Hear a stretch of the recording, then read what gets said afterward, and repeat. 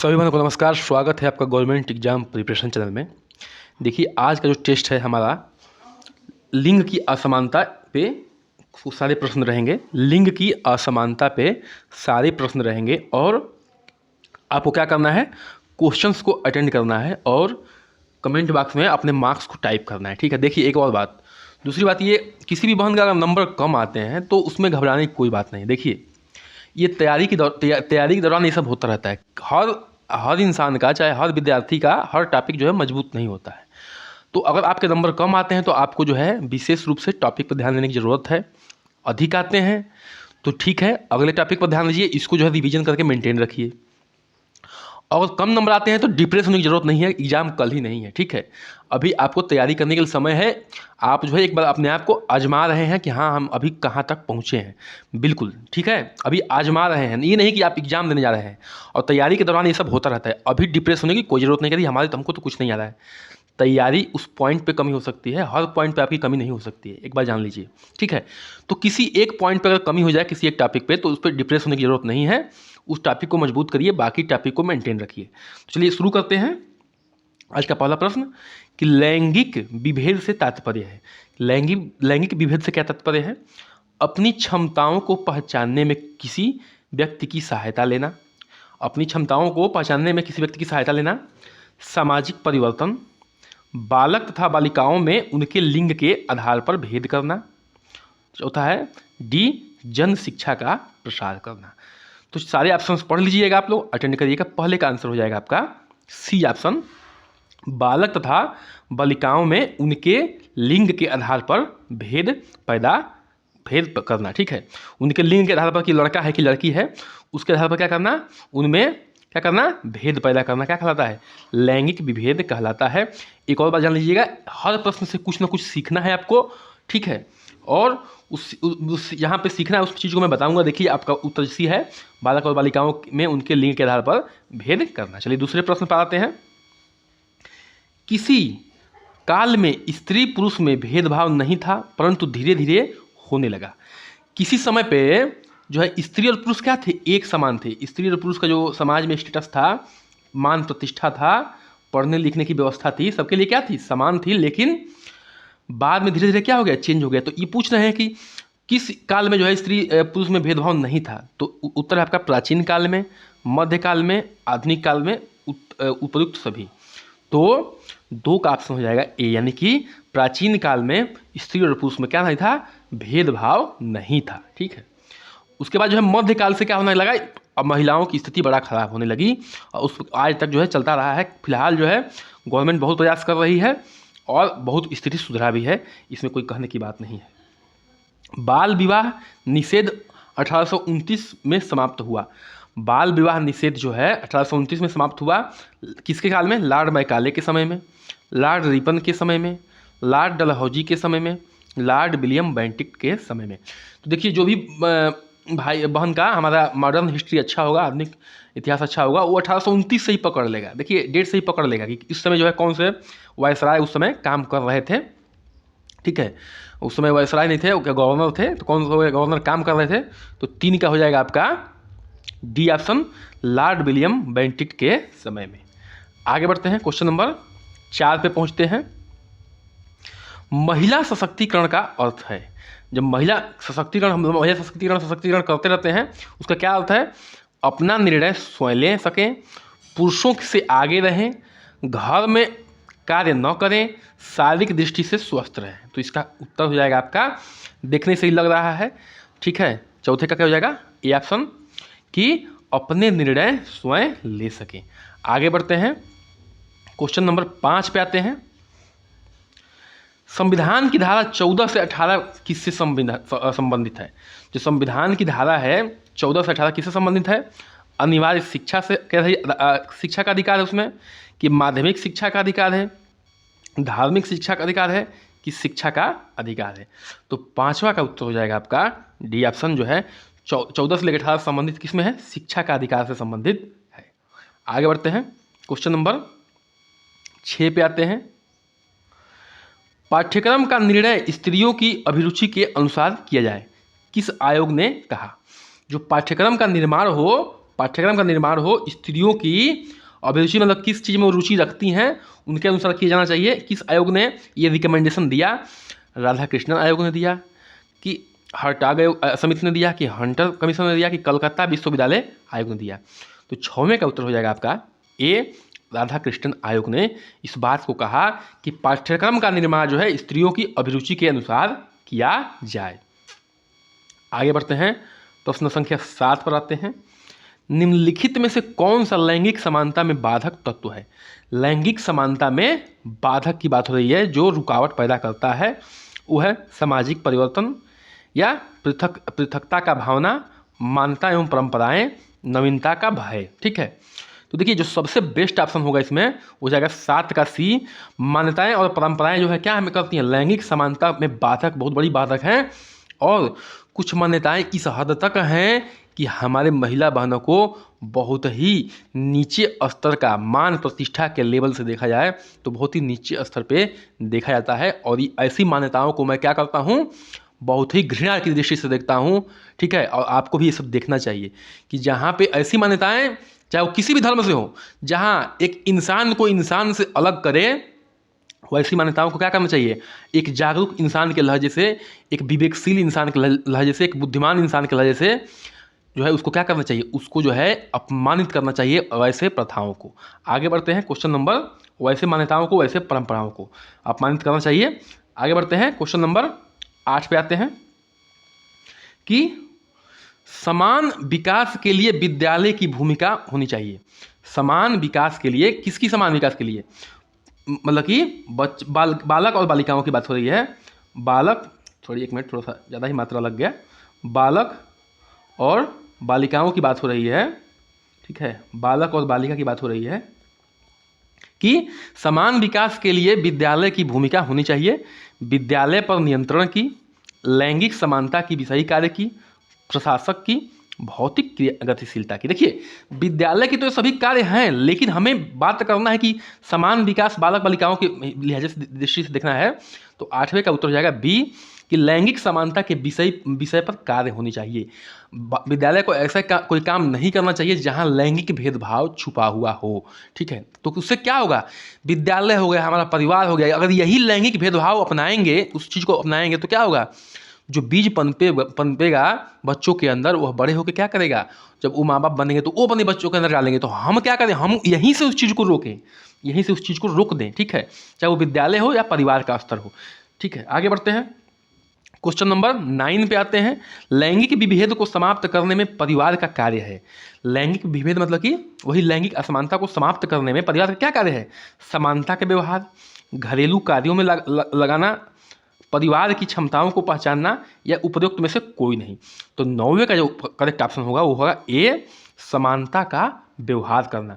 चाहे आपके घर में बच्चा हो या बच्ची हो, बालक हो या बालिका हो, ठीक है, बालक हो या बालिका हो, उसको जो उसके साथ क्या करिए? समान व्यवहार करिए। क्या करिए? समान व्यवहार करिए।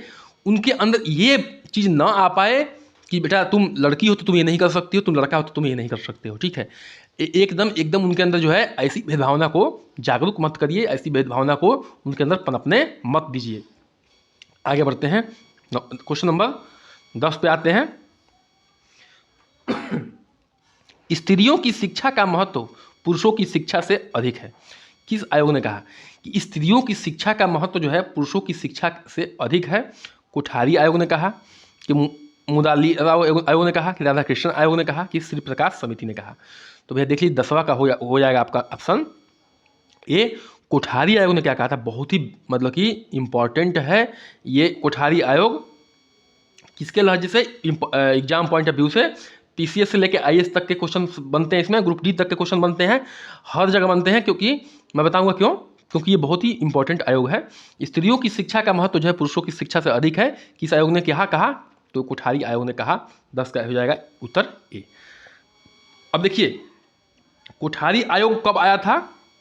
1964 में आया था, याद रखिएगा। कोठारी आयोग 1964 में आया था।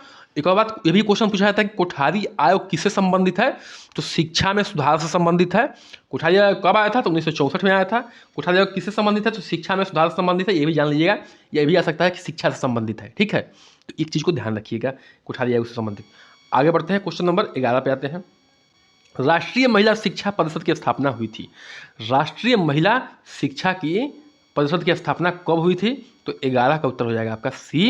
1957 से 1959 के बीच में ये हुई थी। ठीक है, तो 1957 से 1959 के बीच में हुई थी। आगे बढ़ते हैं, क्वेश्चन नंबर 12 पे आते हैं। लैंगिक रूढ़िवादिता का प्रत्यय है, मतलब कि लैंगिक रूढ़िवादिता का क्या प्रत्यय है? लिंग पर आधारित समूह की विशेषता या दृष्टिकोण, नवीनता का भावना, पृथकता की भावना, उपयुक्त सभी। तो 12 का उत्तर हो जाएगा आपका ए। ठीक है, कि लैंगिक रूढ़िवादिता का क्या मतलब है? कि लिंग पर आधारित समूह की विशेषता या दृष्टिकोण। लैंगिक रूढ़िवादिता मतलब होता है कि आप जो है या तो पुरुष के आधार पर किसी समूह को गठित कर रहे हैं या महिला के आधार पर किसी समूह को गठित कर रहे हैं, तो वो जो है लैंगिक रूढ़िवादिता में आ जाएगा। ठीक है ना। आगे बढ़ते हैं। जैसे आपने किसी समूह का ऐसा गठन कर दिया जिसमें महिलाओं को बैन कर दिया, तो क्या हो जाएगा? वो रूढ़िवादिता में आ जाएगा कि अरे भैया इसमें क्यों महिलाओं को बैन कर दिया गया। या कोई ऐसी संगठन बन जाए जो केवल पुरुषों महिलाओं के लिए बन जाए, उसमें पुरुषों को बैन कर दिया, तो क्या हो जाएगा? वो भी लैंगिक रूढ़िवादिता में आ जाएगा। आगे बढ़ते हैं, क्वेश्चन नंबर 13 पे आते हैं। सहयोगी समूह का अर्थ है, सहयोगी समूह का अर्थ है समाज एवं समुदाय का सहयोग, समुदाय या पूर्ण ज्ञान, समाज में आपसी सहयोग एवं एक साथ शिक्षा प्राप्त करने के लिए छात्र छात्राओं का समूह। ठीक है, आगे बढ़ते हैं, देखते हैं इसको। तो एक तरह से इसमें क्या पूछा है? एग्जाम्पल पूछा है। ठीक है, कि सहयोगी समूह का कौन सा इसमें बेस्ट एग्जाम्पल है। ठीक है, इतने समूहों में सहयोगी समूह का बेस्ट एग्जाम्पल क्या है, उदाहरण क्या है? तो एक तरह से इस तरह से ये पूछने की कोशिश किया है, क्योंकि क्वेश्चन से तो कुछ और लग रहा है, लेकिन जब ऑप्शन हम पढ़ रहे हैं तो इसमें एक तरह से उदाहरण पूछ रहा है। तो इसमें ये देख सकते हैं, आपका 13वां का ऑप्शन हो जाएगा डी। जो एक साथ छात्र छात्रा जो है क्या करते हैं, पढ़ाई करते हैं, दूसरे का सहयोग करते हैं, उसमें जो है लैंगिक असमानता जो है कम होती है। आगे बढ़ते हैं, क्वेश्चन नंबर 14 पे आते हैं। लैंगिक चुनौतियों में जनसंचार के साधनों की भूमिका होनी चाहिए। जो लैंगिक चुनौतियों में जनसंचार के साधनों की भूमिका होनी चाहिए, क्या होनी चाहिए भाई भूमिका? जो जनसंचार की भूमिका होती है, अपने संदेशों को एक स्थान से दूसरे स्थान पर पहुंचाते हैं। लैंगिक चुनौतियों तथा विषयों पर जागरूकता प्रदान करना, राजनैतिक घटनाएं बताना, मनोरंजन संबंधित सामग्री देना, ऐतिहासिक वस्तुओं के विषय में बताना। तो 14 का उत्तर हो जाएगा आपका ए ऑप्शन, कि लैंगिक चुनौतियों तथा विषयों पर जागरूकता प्रदान करना। क्या होगा? लैंगिक चुनौतियों से जनसंचार के साधनों, मतलब कि देखिए जो जनसंचार हो रहा है, एक दूसरे पे हम संदेश पहुंचा रहे हैं लैंगिक चुनौतियों को लड़ने के लिए, तो उसमें क्या होना चाहिए कि लैंगिक चुनौती तथा विषयों पर जागरूकता प्रदान करना चाहिए। लोगों को जो है लैंगिक चुनौतियों पर, लैंगिक विषयों पर बात करनी चाहिए कि देखिए भैया ये चीज़ें जो है खाली महिला ने इसमें जो है इस कार्य में महिलाओं को दबाया जा रहा है। ठीक है, जैसे क्या होता है, सेम कार्य पे सेम वेतन नहीं मिलता है, बहुत अभी भी बहुत जगह है, सेम कार्य करेंगे दोनों लोग लेकिन सेम वेतन नहीं मिलेगा। ठीक है, तो ये क्या है? वहाँ पे महिलाओं को अधिकार को दबाया जा रहा है। तो यहाँ पे क्या होगा? वहाँ पे जन जागरूकता की जरूरत है जनसंचार के माध्यम से। आगे बढ़ते हैं, क्वेश्चन नंबर 15 पे आते हैं। नारीवाद सिद्धांतों का उद्देश्य है।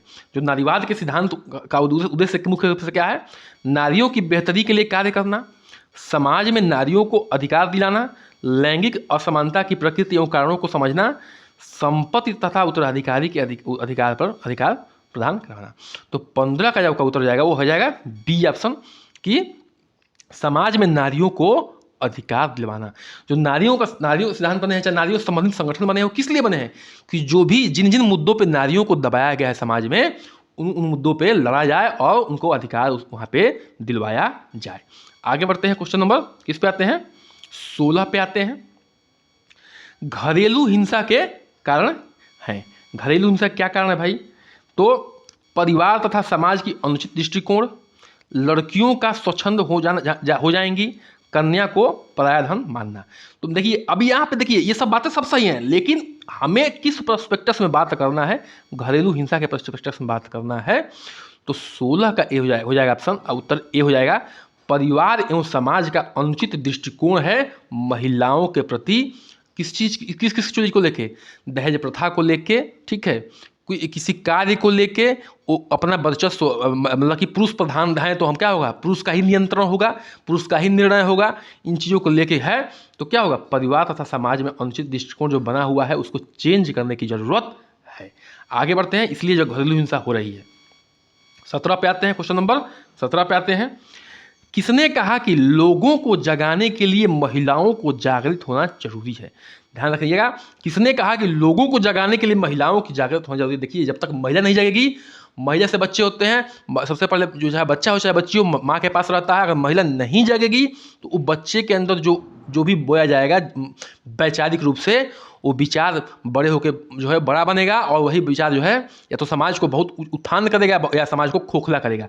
तो महिलाओं को जो है जागृत करना बहुत ज़रूरी है, अगर लोगों को जगाना है तो, या देश का भविष्य सुधारना है तो। ठीक है, किसने कहा है? रविन्द्रनाथ टैगोर जी ने कहा है, कि मदन मोहन मालवीय जी ने कहा है, कि जवाहरलाल नेहरू जी ने कहा है, कि महात्मा गांधी जी ने कहा है। तो 17 का जो उत्तर हो जाएगा आपका बहनों, ये हो जाएगा सी, जवाहरलाल नेहरू जी ने कहा है कि लोगों को जगाने के लिए महिलाओं को जागृत होना बहुत जरूरी है। चलिए क्वेश्चन नंबर 18 पे आते हैं। ठीक है, क्वेश्चन नंबर 18 थोड़ा सा छोटा कर लेते हैं वीडियो उसको, थोड़ा सा क्योंकि पूरा आ जाए। हाँ ठीक है, आ गया। चलिए, केंद्रीय स्तर पर राष्ट्रीय महिला परिषद तथा प्रांतीय स्तर पर राज्य महिला शिक्षा परिषद का गठन किया जाए, किस समिति ने कहा? देखिए, कहा कि केंद्रीय स्तर पर जो है राष्ट्रीय महिला परिषद का तथा प्रांतीय स्तर पर राज्य महिला शिक्षा परिषद का गठन किया जाए, किस समिति ने कहा? राष्ट्रीय महिला शिक्षा समिति ने कहा, दुग्गा भाई देशमुख समिति ने कहा, आचार्य नरेंद्र देव समिति ने कहा, या ईश्वर भाई पटेल समिति ने कहा? तो 18 का जो आंसर होगा आपका हो जाएगा बी, दुग्गा भाई देशमुख समिति ने कहा कि केंद्रीय स्तर पर राष्ट्रीय महिला परिषद तथा प्रांतीय स्तर पर राज्य महिला शिक्षा परिषद का गठन होना चाहिए। ठीक है, ये सब समितियां होती हैं, क्या करती हैं? रिकमेंड करती हैं सेंट्रल गवर्नमेंट को, राज्य गवर्नमेंट को, कि देखिए भैया आप ऐसा कार्य करेंगे तो क्या होगा। पहले निरीक्षण करती हैं, एक तरह से सर्वे कहिए, एक तरह से जाके वो देश में, पूरे देश में कहिए या राज्य में कहिए, क्या करती हैं? जाके सर्वे करती हैं कि कहाँ कहाँ पे कमियां हैं। और इसमें बहुत हाई प्रोफाइल के लोग होते हैं, सुप्रीम कोर्ट के जज होते हैं, बड़े बड़े IAS ऑफिसर होते हैं। ठीक है, आम लोग नहीं होते हैं जो कोई भी आके समिति बना, किसी का समिति बना देगी गवर्नमेंट। ठीक है, और ये गवर्नमेंट के ऊपर निर्णय होता है कि उस समिति की जो भी निर्णय लेती है उसको मानती है कि नहीं मानती है। संविधान में महिलाओं हेतु प्रसूति सहायता प्राप्त व्यवस्था है। महिलाओं के हेतु प्रसूति मतलब कि जब बच्चा, महिलाओं का बच्चा होता है, ठीक है, उसमें उस समय जो सहायता प्राप्त किया जाता है वो किस अनुच्छेद में है? ठीक है, किस अनुच्छेद में है? तो अनुच्छेद 42 में है, अनुच्छेद 39 में है, अनुच्छेद 44 में है, अनुच्छेद 45 में है। तो 19 का जो उत्तर हो जाएगा आपका हो जाएगा ए, यानी कि अनुच्छेद 42 में क्या है? संविधान में महिलाओं हेतु प्रसूति सहायता प्राप्ति व्यवस्था है। आगे बढ़ते हैं, क्वेश्चन नंबर 20 पे आते हैं। ठीक है, क्वेश्चन नंबर 20 पे आते हैं कि लैंगिक रूढ़िवादिता में अधिकांशतः क्या है? जो लैंगिक रूढ़िवादिता है उसमें अधिकांशतः क्या है? सकारात्मक अर्थ होता है, नकारात्मक अर्थ होता है, महिलाओं को आगे बढ़ाया जाता है या पुरुषों को आगे बढ़ाया जाता है? देखिए, तो लैंगिक जो भी रूढ़िवादिता जब शब्द जुड़ जाता है, रूढ़िवादिता अपने आप में एक निगेटिव शब्द है, नकारात्मक शब्द है। ठीक है, निगेटिव शब्द है, नकारात्मक शब्द है, तो इसका उत्तर हो जाएगा 20 का आपका बी। लैंगिक रूढ़िवादिता मतलब किसी आप एक लिंग को लेके उसका पक्षपात कर रहे हैं, चाहे राजनीतिक स्तर हो, चाहे कार्य का स्तर हो, चाहे किसी शिक्षा, किसी भी स्तर पे आप जो है उसको एक पॉइंट पे लेके उसका क्या करते हैं? पक्षपात कर रहे हैं, तो उसको कहते हैं रूढ़िवादिता। और रूढ़िवादिता क्या है? एक नकारात्मक अर्थ है, क्योंकि लिंग का किसी भी मुद्दे पर लेके पक्षपात करना एक क्या है? देश के विकास के लिए एक इंसानियत के लहजे से बहुत जो है गलत बात है। आगे बढ़ते हैं, क्वेश्चन नंबर 21 पे आते हैं। किस पे आते हैं? 21 पे, यौन उत्पीड़न को रोकने के लिए क्या करना चाहिए? यौन उत्पीड़न को रोकने के लिए क्या करना चाहिए? यौन उत्पीड़न के खिलाफ नीतियां तैयार करनी चाहिए, ठीक है, या शिकायत समिति गठित करनी चाहिए, या महिलाओं को कानूनी सहायता प्रदान करनी चाहिए, ये उपयुक्त सभी। देखिए, जब भी हम क्वेश्चन पूछते हैं तो क्वेश्चन को पहले ध्यान से पढ़िए। क्वेश्चन किसके बारे में पूछ रहा है, किस प्रोस्पेक्टस से पूछ रहा है, क्या पूछना चाह रहे हैं, उसके बाद बात होनी चाहिए। तो ये पूछ रहा है कि यौन उत्पीड़न को रोकना है, तो भाई यौन उत्पीड़न को रोकना है तो क्या क्या कर सकते हैं? देखिए, तो यौन उत्पीड़न को रोकने के खिलाफ जो नीतियां तैयार की जा सकती है, बिल्कुल की जा सकती है, सरकार करती भी है। शिकायत समिति गठित करनी चाहिए, बिल्कुल करनी चाहिए, ताकि जो है हमारे महिला मोहल्लों को शिकायत तुरंत सुनी जाए। और गठित की भी गई है, महिलाओं को कानूनी सहायता प्रदान की जानी चाहिए, बिल्कुल की जानी चाहिए। जो है सरकार जो है फ्री डायल नंबर वो की है, और उस पर जो महिलाएं बहनें हमारे क्या करती हैं? नंबर डायल करके और अपना हेल्प भी मांगती हैं। तो 21 का आपका उत्तर हो जाएगा डी ऑप्शन, यानी कि उपयुक्त सभी ऑप्शन क्या हैं? बिल्कुल बिल्कुल सही है। क्वेश्चन नंबर 22 पे आते हैं। विद्यालय का औपचारिक कार्य है, विद्यालय का औपचारिक कार्य क्या है? मानवीय अनुभवों का पुनर्गठन एवं पुनर्रचना, समस्याओं का समाधान खोजना, शिक्षण विधियों का प्रयोग करना या परीक्षा प्रणाली में परिवर्तन करना। तो 22 का उत्तर हो जाएगा आपका ए, यानी कि मानवीय अनुभवों का पुनर्गठन एवं पुनर्रचना करना। देखिए, जो भी हम अपने ज्ञान को लेते हैं वो किसी न किसी लेखक द्वारा, किसी न किसी महान विभूति द्वारा, किसी न किसी विद्वान द्वारा लिखी गई बात होती है, चाहे वो साइंस की विषय हो, चाहे समाज का विषय, सामाजिक शास्त्र का विषय हो, नैतिक शास्त्र का विषय हो, चाहे हिंदी का विषय हो, चाहे अंग्रेजी का विषय हो। तो क्या करते हैं, उनके अनुभवों को हम लोग पढ़ते हैं, फिर अपने अंदर उस एक अनुभव को तैयार करते हैं, अपना अनुभव एक तैयार करते हैं। ठीक है, तो मेन पॉइंट ये है। बाकी देखिए, समस्याओं का समाधान भी होता है, लेकिन हमें मुख्य मेन बात यह है कि हमें क्वेश्चन का बेस्ट ऑप्शन चुनना होता है। शिक्षण विधिया का भी प्रयोग होता है, होता है नहीं होता है, विद्यालय में होता है, बिल्कुल होता है, लेकिन परीक्षा प्रणाली में परिवर्तन भी होता है कभी कभी। लेकिन मुख्य काम क्या है हमारा, ये काम है जो पहला ऑप्शन दिया हुआ है, हमें बेस्ट ऑप्शन चुनने हैं। ठीक है, चलिए, ये क्वेश्चन बहुत बेहतरीन क्वेश्चन में से एक था। 22 हो जाएगा। फिर 23 पे आते हैं, मानवीय अनुभव का पुनर्गठन एवं पुनर्रचना। मानवीय अनुभव का, सॉरी ये तो उसका उत्तर था। बालिका शिक्षा के लिए कोठारी आयोग ने निम्नलिखित में से क्या सुझाव दिए। बालिका शिक्षा के लिए निम्नलिखित में से कोठारी आयोग ने क्या सुझाव दिए। तो देखिए क्या सुझाव दिए, एक मिनट थोड़ा सा छोटा कर लेते हैं।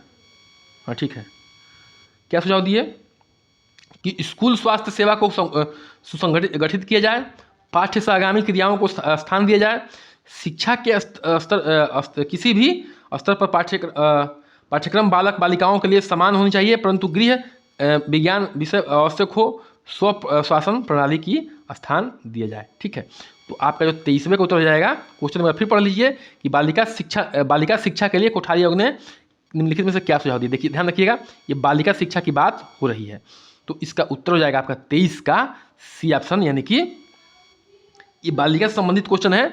तो शिक्षा के किसी भी स्तर पर पाठ्यक्रम बालक बालिकाओं के लिए समान होना चाहिए, परंतु गृह विज्ञान के लिए विषय आवश्यक हो। ठीक है, गृह विज्ञान क्या हो, अवश्य हो। क्यों, क्योंकि देखिए गृह विज्ञान में क्या सिखाया जाता है कि घर का काम कैसे करें, किचन का काम कैसे करें, घर के सामान को कैसे रख रखाव करें, घर के साज सज्जा कैसे करें। तो अभी भी हमारे देश में महिलाएं ही घर का काम करती हैं, तो गृह विज्ञान जब अच्छा होगा तो उनका जो है मैनेजमेंट जो है क्या होगा, बिल्कुल बेहतरीन होगा, और अपने घर को क्या करेंगे, बेहतरीन ढंग से मैनेज करके चलेंगी। ठीक है, तो ये ध्यान रखिएगा, क्वेश्चन के हिसाब से बात हो रही है। बालिकाओं की शिक्षा के लिए कोठारी आयोग ने क्या किया था, तो ये ध्यान रखिएगा, इसका उत्तर हो जाएगा आपका सी ऑप्शन। आगे बढ़ते हैं, क्वेश्चन नंबर 24 पे आते हैं। किस पे आते हैं, क्वेश्चन नंबर 24 पे। किसी समिति ने कहा कि शिशु देखभाल एवं शिक्षा केंद्रों को प्राथमिक स्कूलों से जोड़ा जाए। किस समिति ने कहा है कि शिशु देखभाल एवं शिक्षा केंद्रों को प्राथमिक स्कूल से जोड़ा जाए। तो हंसा मेहता समिति ने कहा है, कि आचार्य नरेंद्र देव समिति ने कहा है, कोठारी आयोग ने कहा है, कि राममूर्ति समिति ने कहा है। तो 24 का हो जाएगा आपका उत्तर डी, यानी कि राममूर्ति समिति ने कहा है। देखिए राममूर्ति समिति ने कहा कि जो शिशु लोग हैं जो आंगनबाड़ी में पढ़ते हैं, उनके शिक्षा केंद्रों को प्राथमिक स्कूल से उनको जोड़ दिया है, मतलब यहाँ प्राथमिक स्कूल चलता है वहाँ पर पढ़ाया जाए। और बिल्कुल अभी मात्र 7-8 महीने पहले जो है इस काम को इस सरकार ने, भाजपा सरकार ने की है। ठीक है, जो है आंगनबाड़ी को जोड़ दी किसमें, प्राथमिक स्कूल में। ठीक है, तो ये ध्यान रखिएगा कि राममूर्ति समिति ने इस बात को कही है। 24 का हो जाएगा आपका डी ऑप्शन। आते हैं 25 पे आते हैं। ठीक है, देखिए मैक्सिमम क्वेश्चन मैं जो है थ्योरी वाले प्रश्न में करा चुका हूं, आपको वीडियो का लिंक दे दूंगा। आप जो है अगर समझ में नहीं आएगा कुछ प्रश्न, जाके देख लीजिएगा उस वीडियो को, आपके जो है 90 to 95 क्वेश्चन जो है बिल्कुल क्लियर हो जाएंगे। ठीक है, आते हैं पितृसत्ता का अर्थ क्या है, पिता का शासन, माता पिता का शासन, परंपरागत शासन या उपयुक्त में से कोई नहीं। तो 25वें का जो उत्तर हो जाएगा यानी कि पिता का शासन। पितृसत्तात्मक का मतलब होता है क्या, जो है पुरुष का नियंत्रण किस पे, परिवार पे। ठीक है, पुरुष का नियंत्रण किस पे, परिवार पे। तो पिता का शासन हो जाएगा, पितृसत्तात्मक का मतलब हो जाएगा। पितृसत्ता का मतलब हो गया, पितृ मतलब पिता होता ही है, और सत्ता मतलब शासन, तो पिता का शासन हो गया। ठीक है, आगे बढ़ते हैं। सहयोगी समूह का विशेषताएं हैं। सहयोगी समूह की क्या विशेषताएं हैं, 26 का जो उत्तर हो जाएगा आपका, ऑप्शन देख लीजिए। वरिष्ठ और कनिष्ठ का अंतर नहीं होता है। ठीक है, वरिष्ठ की सब बात मानते हैं, वरिष्ठ को सब डरते हैं, वरिष्ठ सब डरते हैं, या पूर्ण स्वतंत्रता नहीं होती, मतलब इसमें पूर्ण स्वतंत्रता नहीं होती। तो जो सहयोगी समूह की विशेषता मुख्य रूप से होती है, उसमें वो होती है 26 की, ये कि जो बड़ा और छोटा में क्या होता है, कोई अंतर नहीं होता। सभी लोग क्या करते हैं, एक दूसरे की हेल्प करते हैं, एक दूसरे का जो है किसी न किसी तरीके से क्या करते हैं, हेल्प करते हैं, जो है जिस मुद्दे पे वो काम कर रहे हों। आगे बढ़ते हैं, क्वेश्चन नंबर 27 पे आते हैं। देखिए ये क्वेश्चन इंपॉर्टेंट है। कस्तूरबा गांधी विद्यालय योजना की शुरुआत हुआ, कस्तूरबा गांधी विद्यालय योजना की शुरुआत कब हुआ? तो ऑप्शन है अक्टूबर 2007 में, अक्टूबर 2006 में, अक्टूबर 2005 में या अक्टूबर 2004 में। तो उत्तर हो जाएगा आपका 27 का डी ऑप्शन, यानी कि अक्टूबर 2004 में क्या होगा, हुआ कस्तूरबा गांधी विद्यालय योजना का शुभारंभ हुआ। आगे बढ़ते हैं, क्वेश्चन नंबर 28 पे आते हैं। घरेलू हिंसा अधिनियम बना। घरेलू हिंसा क्या होती है? किसी ना किसी तरीके से किसी को ही, बालक बालिका हो, महिला हो, उसको जो है क्या करना, उत्पीड़न करना, चाहे वो शारीरिक रूप से, मानसिक रूप से, या उसके स्वास्थ्य से, या उसको सुख सुविधाओं को न देना, क्या सब घरेलू उत्पीड़न में आता है। 2005 में, 2010 में, 2012 में, 2015 में। तो 28 का आपका उत्तर हो जाएगा ए ऑप्शन, यानी कि 2005 में घरेलू हिंसा अधिनियम बना। आगे बढ़ते हैं, क्वेश्चन नंबर 29 पे आते हैं। हंसा मेहता समिति की नियुक्ति हुई थी। हंसा मेहता समिति की नियुक्ति कब हुई थी? तो 29 का आपका उत्तर हो जाएगा 1972 में, 1970 में, 66 में, 1962 में। तो 29 का उत्तर हो जाएगा आपका डी ऑप्शन होने की, यानी कि 1962 में जो है हंसा मेहता समिति की नियुक्ति हुई थी। आगे बढ़ते हैं, ये सब रटने वाले क्वेश्चन है, लेकिन बिल्कुल इंपॉर्टेंट क्वेश्चन है, आपको याद रखने ही रखने हैं। आगे बढ़ते हैं, क्वेश्चन नंबर 30 पे आते हैं। स्त्री शिक्षा पर राष्ट्रीय समिति को किस इस नाम से भी जाना जाता है? स्त्री शिक्षा को पर राष्ट्रीय समिति को इस नाम से भी जाना जाता है। किस नाम से जाना जाता है? आचार्य नरेंद्र देव समिति, श्री प्रकाश समिति, दुर्गा भाई देशमुख समिति या हंसा मेहता समिति। तो 30 का जो उत्तर हो जाएगा वो डी ऑप्शन हो जाएगा। हंसा मेहता समिति को क्या जाना जाता है? स्त्री शिक्षा पर राष्ट्रीय समिति को इस नाम से जाना जाता है। मतलब किस नाम से? हंसा मेहता समिति के नाम से। तो इसे जान लीजिए कि इन्होंने स्त्री शिक्षा के लिए कितना इंपॉर्टेंट काम किया है। आगे बढ़ते हैं, क्वेश्चन नंबर 31 पे आते हैं। देखिए बनो, कृपया करके चैनल को सब्सक्राइब करिए, लाइक करिए, शेयर करिए। बिल्कुल थोड़ा सा सपोर्ट की जरूरत है आपको, खाली लाल बटन दबाने हैं, बाकी आप इंजॉय करते रहिए, वीडियो देखते रहिए, ठीक है। बाकी एकदम हम जी जान से लगे हुए हैं, आप लोग देख सकती हैं कितने जी जान से लगे हुए हैं। स्त्री शिक्षा अभी भी अत्यधिक पिछड़ी दशा में है, उचित विधि से इसका विकास किया जाना चाहिए। किस आयोग ने कहा? स्त्री शिक्षा अभी भी अत्यधिक पिछड़ी दशा में है, उचित शिक्षा विधि से उसका विकास किया जाना चाहिए। हंटर कमीशन ने कहा था, कि मुलादीन कमीशन ने कहा था, कलकत्ता विश्वविद्यालय आयोग ने क्या कहा था, कि यह हर्टाग समिति ने कहा था। तो 31 का हो जाएगा आपका उत्तर ए, हंटर कमीशन ने इस बात को कहा था। आगे बढ़ते हैं, क्वेश्चन नंबर 32 पे आते हैं। शिक्षा में रेडियो, टेलीविजन, कंप्यूटर एवं ओवरहेड प्रोजेक्टर आदि के प्रयोग से की प्रशंसुतियाँ किसने दी?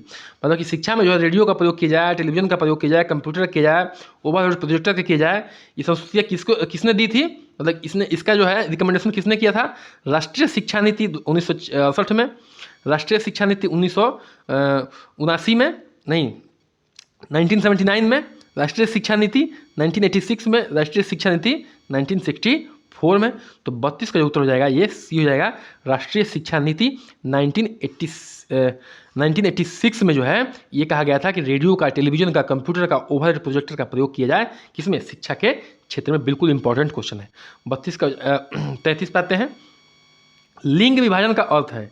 लिंग विभाजन का क्या अर्थ है भैया? ठीक है, लिंग विभाजन क्या अर्थ है? कि अमीर एवं गरीब के बीच विभाजन। लिंग विभाजन का क्या अर्थ है? कि अमीर गरीब के बीच विभाजन था? नहीं। शिक्षित अशिक्षित के बीच विभाजन, विभाजन, महिला के बीच, पुरुष एवं महिला के बीच विभाजन, या उपयुक्त में से कोई नहीं। तो 33 का उत्तर हो जाएगा सी। बहुत आसान क्वेश्चन है कि पुरुष और महिला के बीच विभाजन होगा, उसको क्या कहेंगे? लिंग विभाजन कहेंगे। आगे बढ़ते हैं, क्वेश्चन नंबर किस पे आते हैं? 34 पे आते हैं। निम्नलिखित में से कौन सा पितृसत्तात्मक समाज में से संबंधित है? पितृसत्तात्मक समाज से कौन संबंधित है? तो शिक्षित समाज संबंधित है, कि महिला निर्धारित समाज संबंधित है, कि पुरुष निर्धारित समाज संबंधित है, जनतांत्रिक समाज संबंधित है। तो 34 का हो जाएगा सी, कि पितृसत्तात्मक समाज में क्या होता है? कि पिता का शासन होता है, यानी पुरुष का शासन होता है। तो ये हो जाएगा पुरुष निर्धारित समाज होता है, मतलब जो पुरुष कहेगा वही निर्णय लिया जाएगा। आगे बढ़ते हैं, क्वेश्चन नंबर किस पे आते हैं? 35 पे आते हैं। क्वेश्चन नंबर, अब इस सेशन के अंतिम प्रश्न पे आते हैं कि 35वां पे, कि नारी समानता की शिक्षा के लिए राष्ट्रीय शिक्षा नीति 1986 की क्या संस्तुतियाँ थी? नारी समानता शिक्षा के लिए जो राष्ट्रीय शिक्षा नीति 1986 में आई थी, उसकी क्या क्या संस्तुतियाँ थी? तो बालिकाओं के लिए अलग से स्कूल खोले जाएं, ठीक है, बालिकाओं के लिए छात्रवृत्ति की व्यवस्था हो जाए, शिक्षकों की नियुक्तियों में महिलाओं की वरीयता दी जाए। उपयुक्त में से सभी सही है। तो भैया इसका जो आंसर होगा, ये एकदम इंपॉर्टेंट क्वेश्चन, याद कर लीजिएगा। इसका जो उत्तर हो जाएगा ये डी ऑप्शन हो जाएगा। जो 1986 में महिला राष्ट्रीय शिक्षा नीति आई थी, वो जो है क्या आई थी, नारी शिक्षा समानता शिक्षा के लिए, कि बालिकाओं के लिए अलग से स्कूल भी खोले जाएँ, अधिक स्कूल खोले जाएँ, और बालिकाओं के लिए छात्रवृत्तियों की व्यवस्था की जाए, और शिक्षकों की नियुक्तियों में महिलाओं की वरीयता दी जाए। कृपया हमारे चैनल को सब्सक्राइब करिए, लाइक करिए, शेयर करिए और बने रहिए हमारे साथ। नमस्कार, जय हिंद।